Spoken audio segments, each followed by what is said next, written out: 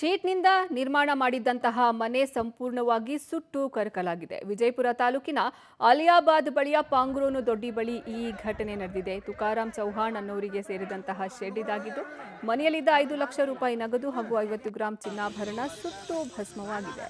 ನಗದು ಹಾಗೂ ಚಿನ್ನಾಭರಣ ಸೇರಿದಂತೆ ಶೆಡ್ನಲ್ಲಿದ್ದ ವಸ್ತುಗಳನ್ನು ಕಳೆದುಕೊಂಡಂತಹ ಕುಟುಂಬ ಇದೀಗ ಬೀದಿ ಪಾಲಾಗಿದೆ.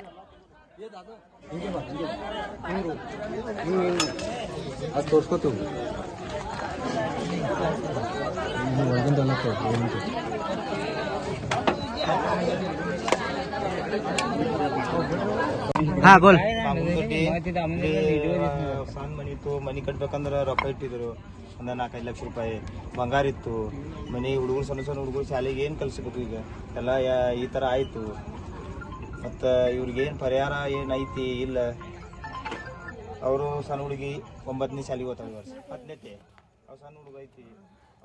ಶೀಟ್ನಿಂದ ನಿರ್ಮಾಣ ಮಾಡಿದಂತಹ ಮನೆ ಸುಟ್ಟು ಕರಕಲಾಗಿರೋದು ಇದು ವಿಜಯಪುರ ತಾಲೂಕಿನ ಅಲಿಯಾಬಾದ್ ಬಳಿಯ ಪಾಂಗ್ರೂನ್ ದೊಡ್ಡಿ ಬಳಿ ಆಗಿದೆ. ತುಕಾರಾಮ್ ಚೌಹಾಣ್ ಅನ್ನೋರಿಗೆ ಸೇರಿದಂತಹ ಶೆಡ್ ಇದಾಗಿದ್ದು, ಮನೆಯಲ್ಲಿ 5 ಲಕ್ಷ ರೂಪಾಯಿ ಹಣ ಹಾಗೂ 50 ಗ್ರಾಂ ಚಿನ್ನಾಭರಣ ಇತ್ತು. ಅದು ಈ ಘಟನೆಯಲ್ಲಿ ಈ ಬೆಂಕಿ ಅವಘಡದಲ್ಲಿ ಸುಟ್ಟು ಭಸ್ಮ ಆಗಿದೆ.